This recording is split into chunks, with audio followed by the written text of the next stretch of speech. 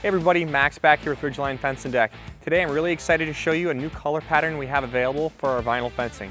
It's going to be a two-tone white with tan, where you're going to go ahead and have a white border for your fence and have a tan infill. It's a great option for any homeowners that have a beige, tan, or kind of that natural exterior in their house that they want something that's going to match and really complement it.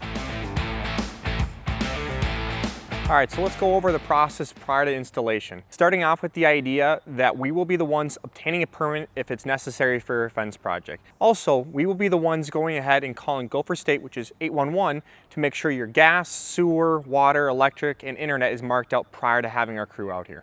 The next point that I want to touch on is the idea that we do not subcontract any of the work out here at Ridgeline. Everything is done in-house by our crews, our employees that are going to be underneath our payroll and workers' compensation, and also are going to have company t-shirts on and understand the high building practices that we maintain here at Ridgeline. The last point we want to touch on is the idea of the time frame to go ahead and install a new fence like we have here. This fence was done in only one day. This is something that's important to a lot of homeowners, as we see a lot of other companies setting the post one day or driving the post one day and coming back on some kind of 2 to 6 to 8 week time frame to go ahead and finish off the fence. Here at Ridgeline, everything's going to be done in one shot in as little as 1 or 2 days. The reason we're able to install a fence like this in as little as 1 or 2 days is because of our no dig, no mess post installation. What that means is inside this vinyl 5x5 post is going to be a 2 3/8 galvanized post that's going to be driven really deep, typically 4 to 5 feet in the ground. This is important for 2 reasons. First and foremost, our customer here has really nice grass and we don't want to disturb that. Going ahead and pouring concrete, we're going to need to go ahead and get equipment in here, tons of bags of concrete. It's just going to rip up her whole yard. We're just going ahead and taking a small gas driver, setting on top of the post and driving that post 4 to 5 feet. So we're not disturbing the yard. Also, and more importantly, I would say, is the idea that in Minnesota here, we have a 4 to 5 foot frost line. By driving to that depth, we're preventing the post from heaving, especially in any kind of clay conditions where that ground is very dry and hard and can go ahead and push those concrete slugs up and out of the ground. Also, the nice part is this isn't just a hollow vinyl post. When people pour vinyl posts in concrete, it's going to be hollow on the inside with some kind of slug of concrete below. There's a metal pipe in here, which makes this so much stronger in windy conditions because you have the metal inside. So the next part we want to touch on is this 2x7 rail. That means for your top and your bottom rail in your panel, it's going to be a full 2 inches by 7 inches. This is important for 2 main reasons. The first is aesthetics. This is going to have a lot more detail and character from what we typically see on our market, which is going to be somewhat of a 1.5 by 5.5 rail that's quite a bit smaller, right? And doesn't have any character to it. You can see we have nice lines and grooves to this here. The next part is going to be the strength aspect, and this is arguably probably the most important to homeowners.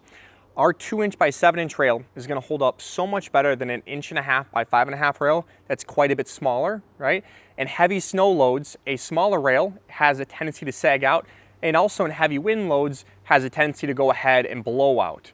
This 2 inch by 7 inch is much stronger in those conditions. Also, a lot of people have dogs and kids. Those dogs and kids aren't easy on the fence. They're going to be beating on it, and a smaller rail profile just can't hold up as well as our 2x7 Nexus rail.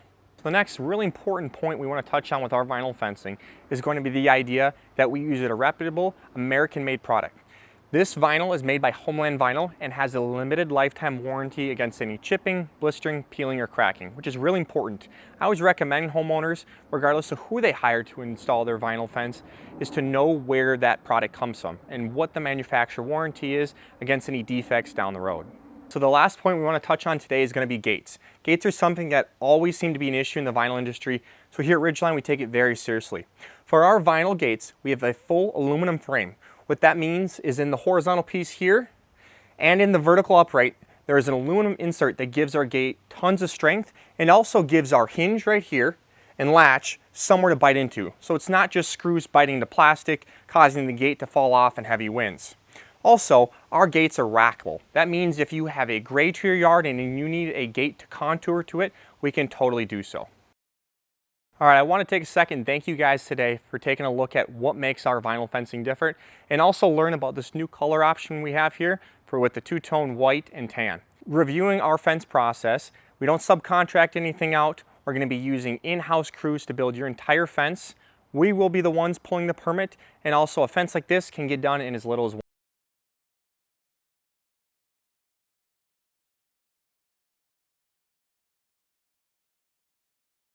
long term having aluminum gates, and also a reputable manufacturer for our vinyl.